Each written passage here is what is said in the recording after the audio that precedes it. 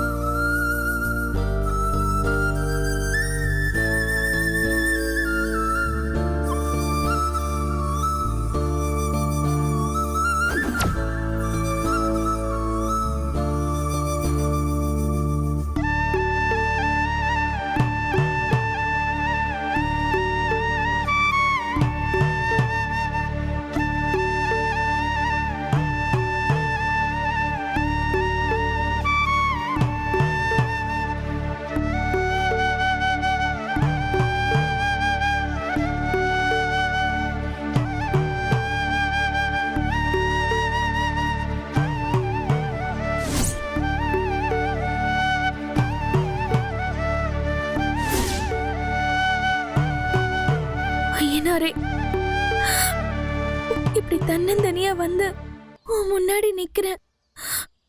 உன்னை தேடி எல்லாரும் வந்துட்டு போறாங்க. ஆனா நான் என் நிலைமை கண்ணை கட்டி காட்டுல விட்ட மாதிரி இருக்கு. தெரியாத ஊர்ல புரியாத விஷயத்த தேடி வந்திருக்கேன்.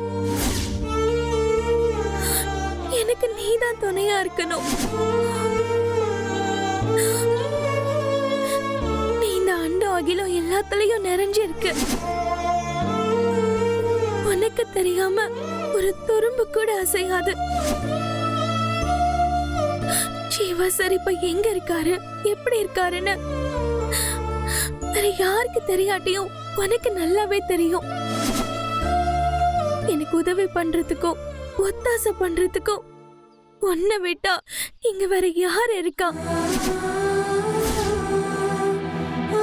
ஜீவா சார் இங்கதான் இருக்காருங்கிறதுக்காகவும் அவர் உயிரோட தான் இருக்காருங்கிறதுக்காகவும் எனக்கு ஏதாவது ஒரு ஆதாரத்தை காட்டு.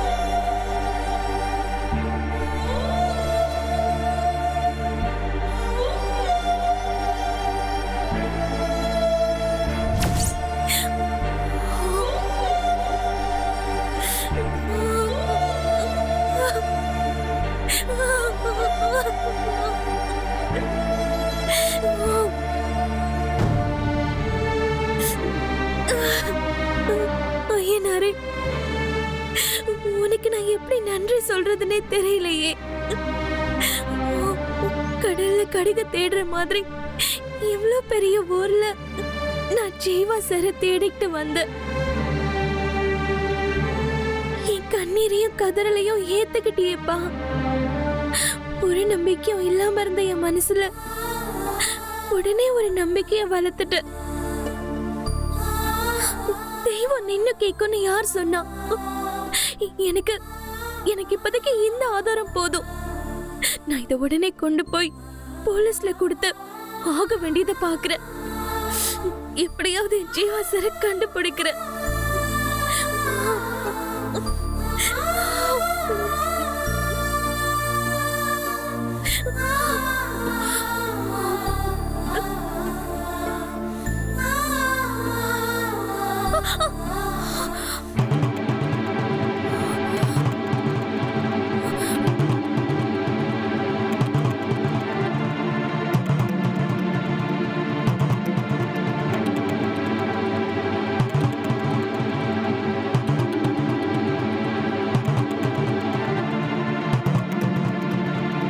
ஆதாரத்தை கண்ணில் காட்டிட்டு போலீஸுக்கு போக வேண்டாங்கிற மாதிரி தடங்கல் பண்ற.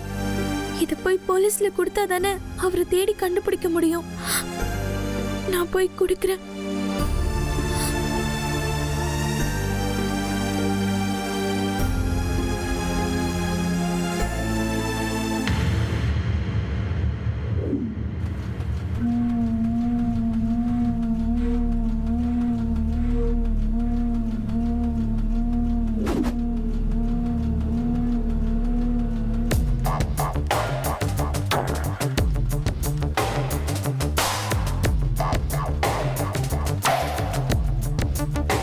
மெசேஜே வரல. இல்லையடா, உங்களுக்கே வரலன்னா எனக்கு எப்படி வரும்? அண்ணா டிஎஸ்பி வந்திருக்காருண்ணே. என்னது டிஎஸ்பி? டேய் யாரும் வெளியே தலை காட்டாதீங்க, நான் மட்டும் போய் என்னன்னு பார்த்து போயிட்டு வரண்ணா.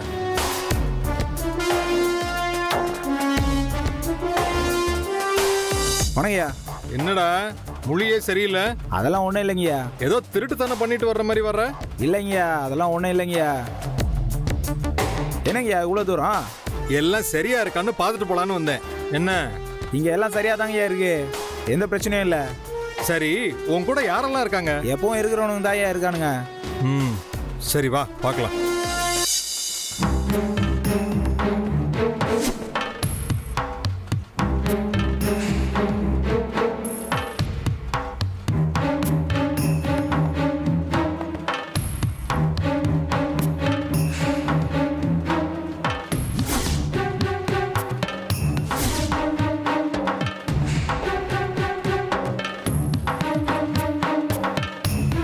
டேய் ம்,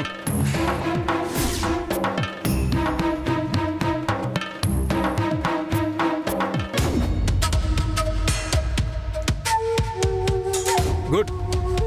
இவனை நான் சொன்ன மாதிரி தான் நீ வச்சிருக்க. அப்பா இப்போதாங்கய்யா எனக்கு உயிரே வந்திருக்கு. நீங்கள் எத்தனையோ மேட்டரை பார்த்தவர், ஏதாவது குறை கண்டுபிடிச்சிடக்கூடாதுன்னு பயந்துக்கிட்டே இருந்தேன். அதெல்லாம் இருக்கட்டுங்க ஐயா, இவன் யாருன்னு சொல்லவே இல்லை. அது உனக்கு தேவையில்லாத விஷயம். இல்லைங்கய்யா, இவனை இங்கே வச்சுனுங்கிறது ரொம்ப பிரச்சனையாக இருக்குது. ஒரு தடவை எஸ்கேப் ஆக கூட ட்ரை பண்ணான், அதான் பையன் யாருன்னு கேட்டேன். ஒருத்தனை கடத்தி கொண்டாந்து வச்சா தப்பிக்க தான் பார்ப்பான். நீ தான் அவனை ஜாக்கிரதையா பார்த்துக்கணும். சரிங்கய்யா. நான் சொல்ற வரைக்கும் அவனை இதே இடத்துல தான் வச்சிருக்கணும். ரொம்ப கேர்ஃபுல்லா இருக்கணும். சரிங்கய்யா, பார்த்துக்கிறேன். ம், சரி, ஜாக்கிரதையா பார்த்துக்க. சரிங்கய்யா. ஓகே.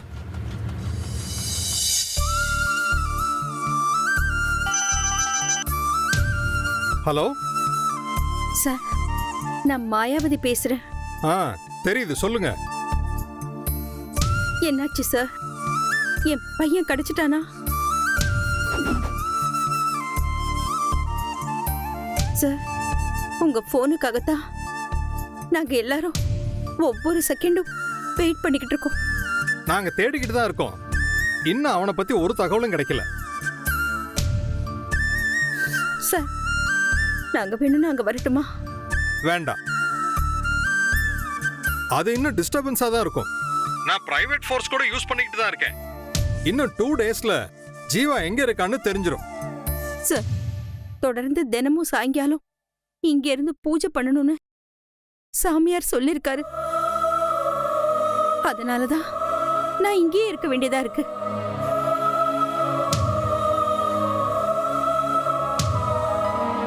என்னால இங்க இருக்கவும் முடியல, அங்க வரவும் முடியல. சீக்கிரமே நான் உங்களுக்கு ஒரு குட் நியூஸ் சொல்றேன். Please give some more time. Sriram கிட்டே சொல்லிடுங்க. உங்களுக்கு ரொம்ப தொந்தரவு கொடுக்கறேன்னு நினைக்கிறேன் சார். சேச்சே, அப்படியெல்லாம் ஒன்றும் இல்லை. It's my duty. எனக்கு வேண்டிய குடும்பத்துக்கு நான் இது கூட செய்யலைன்னா எப்படி? சீக்கிரமே அவனை கண்டுபிடிச்சிடுறேன். சரிங்க சார்.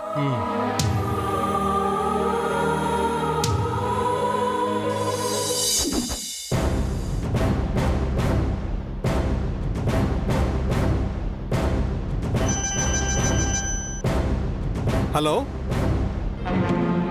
என்ன சார்? டிஎஸ்பி சார், நீங்களா ஃபோன் பண்ணுவீங்கன்னு பார்த்தேன், பண்ணவே இல்ல. அதான் சார், நானே ஃபோன் பண்ணேன். எப்படி இருக்காரு? எங்க வீட்டுக்கு வரப்போற மாப்பிள்ள மாமியார் வீட்டுல இருக்கிற மாதிரி தான் உங்க மாப்பிள்ள இருக்கிறாரு. இப்பதான் நான் போய் பார்த்துட்டு வரேன். என்னடா போலீஸ் ஆபீசருக்கே கிளாஸ் எடுக்கிறேன்னு நினைக்காதீங்க. அவன் ரொம்ப துடிப்பான ஆளு சார். எப்படியாவது எஸ்கேப் ஆகணும்னு ட்ரை பண்ணுவான். பள்ளத்தாக்குல விழுந்த கார்ல இருந்தே தப்பிச்சிருக்கான்னா பாத்துக்கோங்களேன். அதிர்ஷ்டம் நம்ம பக்கம் இருக்கு மேடம். நீங்க எனக்கு இன்ஃபார்ம் பண்ண உடனேயே நான் அவனை தேட ஆள் அனுப்பிச்சிட்டேன். அவன் நம்ம ஆள்கள்கிட்டே வந்து ஹெல்ப் கேட்டிருக்கான். அப்படியே தூக்கிட்டு வந்துட்டானுங்க. சரி, இப்படியே எத்தனை நாளைக்கு மேடம் என் கஸ்டடியில் வச்சுக்கணும்? அவன் இருக்கிற விஷயத்த வெளியில சொல்றதுக்கு முன்னாடி நான் சில விஷயங்கள்லாம் பண்ண வேண்டியிருக்கு. சோ நான் சொல்ற வரைக்கும் அவனை சீக்ரெட்டா வச்சுக்கோங்க. அதுக்கான ஃபீஸ நான் உங்களுக்கு பே பண்றேன் சார். அதுக்கு இல்ல மேடம், ஜஸ்ட் நோ இப்பதான் மாயாவதி ஃபோன் பண்ணாங்க. ஜீவாவை பத்தி கேட்டாங்க. என்ன சார் சொல்றீங்க? அவங்களும் ஸ்ரீராமும் மாறி மாறி எனக்கு ஃபோன் பண்ணிக்கிட்டே இருக்காங்க. எனக்கு என்ன சொல்றதுன்னு ஒன்றும் புரியல மேடம். ஒரு 2 டேஸ்ல குட் நியூஸ் சொல்றேன்னு சொல்லியிருக்கேன். அப்படியா? சரி, அப்போ ஒண்ணு செய்யுங்க. நம்ம பிளான் வேற யாருக்குமே தெரியக்கூடாது. ஜீவா இருக்கிற விஷயத்த நாம சொல்ல முடியாததுக்கு ஒரே காரணம் பூங்குடிங்கிற ஒரு பட்டிக்காட்டு பொண்ணு. ஜீவாவும் அவளும் லவ் பண்றாங்க. அவ நான் ஜீவாவை உயிரோட கொண்டு வருவேன்னு சொல்லி சேலஞ்ச் பண்ணிருக்கா. அவ கண்ணுல மட்டும் ஜீவா படவே கூடாது. அதனாலதான் ஜீவாவை சீக்ரெட்டா வச்சிருக்க சொல்றேன். அந்த பொண்ணு இங்க வந்து என்ன மீட் பண்ணா மேடம்? அவ எல்லாம் பண்ணுவா சார். அவளுக்கு தான் பெரிய சக்திமானுங்கிற நினைப்பு. அப்புறம் என்ன பண்ணீங்க சார்? அவளுக்கு அட்வைஸ் பண்ணி அனுப்பிச்சு வச்சிட்டேன் மேடம். அடுத்து அவன் வந்தானா அட்ராசிட்டி பண்ணி அனுப்பி வைங்க. அவ அந்த ஊர்லயே இருக்க கூடாது. அப்பதான் என் தீபி ஜீவாவை அங்கிருந்து கூட்டிட்டு வர முடியும். என் பேத்திக்கும் ஜீவாவுக்கும் மேரேஜ் பண்ணி வைக்க முடியும். ஓகே, நீங்க ஆசைப்பட்ட மாதிரியே உங்க பேத்தி கல்யாணம் முடியறதுக்கு என்னால முடிஞ்ச எல்லா ஹெல்ப்பும் உங்களுக்கு பண்றேன். அதுதான் வேணும் சார். பதிலுக்கு நீங்க எதிர்பார்க்காத அளவுக்கு பணம் நான் தரேன். Okay sir? Okay madam. Thank you.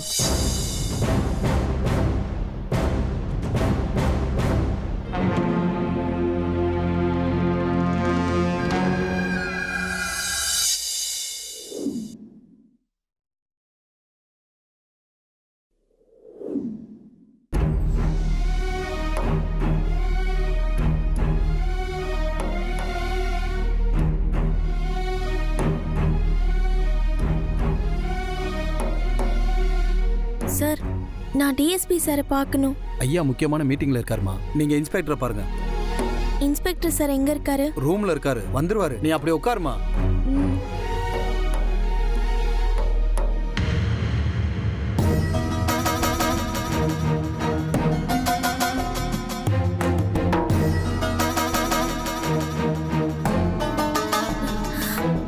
Sir. என்னம்மா, நீ இன்னும் ஊருக்கு போலியா? போலீஸ் சார், உங்களை பார்க்கறதுக்காக தான் நான் இங்க வந்தேன். ஓ, என்கிட்ட சொல்லிட்டு போலான்னு வந்தியா? சரி சரி, நல்லபடியா போயிட்டு வா. நான் போயிட்டு வரேன்னு சொல்லிட்டு போறதுக்கு வரல சார். அப்புறம்? ஜீவா சாரை பத்தி உங்ககிட்ட ஒரு விஷயம் சொல்லிட்டு போறதுக்காக வந்தேன். அப்படியா? சரி வா.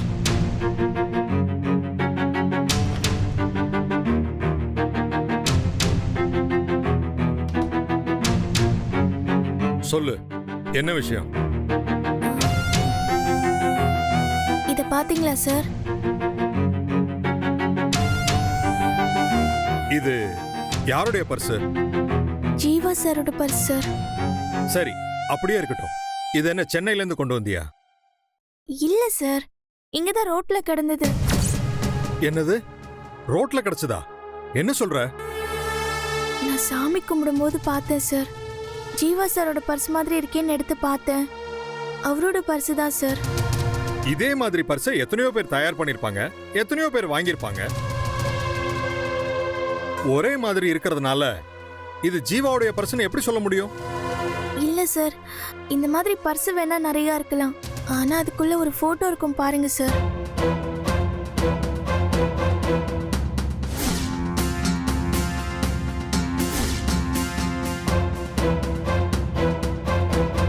ஒரு காம்படிஷனுக்காக சாரோட ஃப்ரெண்டு என்னையும் அவரையும் வரைஞ்சாரு. அத போட்டோ எடுத்து சார் பர்ஸ்ல வச்சிருந்தாரு. வேற ஒருத்தரோட பர்ஸா இருந்தா இந்த போட்டோ எப்படி சார் அதுல வரும்? சரி, நீ சொல்ற மாதிரியே இது ஜீவா பர்ஸாவே இருக்கட்டும். அந்த கார் விழும்போது பர்ஸ் எங்கேயாவது கீழே விழுந்திருக்கலாம்.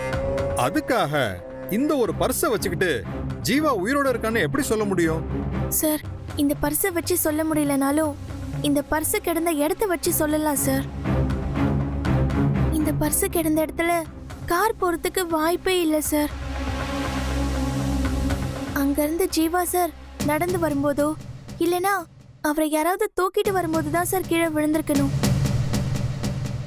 அதை வச்சுதான் சார் நான் சொல்றேன், ஜீவா சார் உயிரோடு தான் சார் இருக்காரு. இது கடந்த இடத்த நான் வேணா உங்களுக்கு காட்டுறேன் சார். அவர் அங்கேயே தான் எங்கேயோ இருக்காரு சார். நீங்க தேடி பார்த்தா கண்டிப்பா கண்டுபிடிச்சிடலாம். இதெல்லாம் ஒரு எவிடன்ஸா வச்சுக்கிட்டு இங்க வந்து பேசக்கூடாது. ஆக்சிடென்ட் நடந்த இடத்துல கிடந்த பர்ஸை ஏதாவது நாய் நரி எடுத்து கொண்டாந்து போட்டுக்கலாம்ல. சரி, அதெல்லாம் இருக்கட்டும். நீ யார்கிட்ட பர்மிஷன் வாங்கிட்டு வந்து தனியா இன்வெஸ்டிகேஷன் பண்ணிக்கிட்டு இருக்க? இது எவ்வளவு பெரிய கிரைம்னு உனக்கு தெரியுமா? நீ என் கடமையில குறுக்கிடுறேன்னு சொல்லி இப்ப நான் உன்னை அரெஸ்ட் பண்ணலாம் தெரியுமா? என்ன சார், அன்னைக்கு நீங்க தானே சொன்னீங்க போலீஸ் குறைவா இருக்கும், பார்க்க வேண்டிய வேலையில நிறைய இருக்குன்னு. அதான் உங்களுக்கு ஒரு உதவியா இருக்குமேன்னு. ஓ, நீ எல்லாம் வந்து எனக்கு ஹெல்ப் பண்ணி தான் நாங்க இந்த கேஸை விசாரிச்சு கண்டுபிடிக்க வேண்டிய கேவலமான நிலைமைக்கு ஆயிட்டோமா? இல்ல சார். Shut up nonsense. அன்னைக்கு அது மட்டுமா சொன்னேன்? உன்னை உடனே ஊரை விட்டு கிளம்பி போன்னு சொன்னேன்ல? சொன்னீங்க சார், ஆனா ஜீவா சார் இல்லாம என்னால போக முடியாது சார். இப்படியே சொல்லிக்கிட்டு இருந்தேன்னு வையேன், அவன் இருக்கிற இடத்துக்கு நீ தானா போய் சேர்ந்துருவ. அதாவது செத்து போயிடுவேன்னு உன்னை சொல்றேன். இந்த பர்ஸ் இங்கே இருக்கட்டும், நீ இப்பவே சென்னை கிளம்பு. சார், எனக்கு ஜீவா சார் வேணும் சார். ஆமா, நான் என்ன அவனை கடத்தியா வச்சிருக்கேன் அவனை கொண்டு வந்து உன்கிட்ட கொடுக்கறதுக்கு? அவன் செத்துட்டான். எலும்பும் தோளும் கிடைக்காத அளவுக்கு அவன் எரிஞ்சு போயிட்டான். நீ இல்ல, நான் இல்ல, யாராலையும் அவனை உயிரோட கொண்டு வர முடியாது. இல்ல சார், என்னால முடியும், நான் நம்புறேன் சார். ஏய், நீ யார்கிட்ட என்ன பேசிக்கிட்டு இருக்க? என்ன பேசிக்கிட்டு இருக்கணும் நீ தெரிஞ்சுதான் பேசுறியா? நான் ஒரு போலீஸ். நான் நினைச்சா என்ன வேணாலும் செய்யலாம், அது தெரியுமா உனக்கு? இருக்கிறத இல்லாம பண்ணுவேன், இல்லாம இருக்கிறத இருக்கிற மாதிரி பண்ணுவேன். தேவை இல்லாம நீ எனக்கு ஒரு எதிரி ஆயிடாத. நான் ஏன் சார் உங்களுக்கு எதிரியாகணும்? எனக்கு ஒரே ஒரு விஷயம் தான் சார் புரியல. எனக்கும் உங்களுக்கும் ஜீவா சாருக்கும் எந்த சம்பந்தமுமே இல்ல. அப்புறம் ஏன் சார் ஜீவா சார் பேரு சொன்னா நீங்க இவ்ளோ கோவப்படுறீங்கன்னு எனக்கு தெரியல. எனக்கு 1008 டென்ஷன் இருக்கு. சும்மா நீ ஒரு சைக்கோ மாதிரி ஜீவா ஜீவான்னு சொல்லிக்கிட்டு இருக்காத, அப்புறம் நடக்கிறதே வேற. உனக்கு பைத்தியம் பிடிச்சிருக்குன்னு மென்டல் ஆஸ்பத்திரிக்கு அனுப்பிச்சு விட்டுருவேன். சார், நான் அவரை தேடுறதுக்காகவாவது எனக்கு அனுமதி கொடுங்க. இனிமே நான் இங்க வந்து உங்களுக்கு தொந்தரவே பண்ண மாட்டேன். நோ, இங்க லோக்கல்ல இருக்கிறவங்களுக்கே பாதுகாப்பு கிடையாது. எப்ப எந்த மிருகம் யாரை தாக்கும்னே சொல்ல முடியாது. காட்டுக்குள்ள பாம்பு, தேளுன்னு நிறைய விஷப்பூச்சிகள் இருக்கு. இது ஒரு டூரிஸ்ட் பிளேஸ் வேற. தினம் புதுசு புதுசா 100 பேர் 200 பேர் வந்து போற இடம். எவன் நல்லவன் எவன் கெட்டவன் எதுவுமே தெரியாது. உனக்கு இங்க இருக்கிறது பாதுகாப்பு இல்ல. முதல்ல நீ அதை புரிஞ்சுக்கோ. மரியாதையா ஊரு போய் சேரு.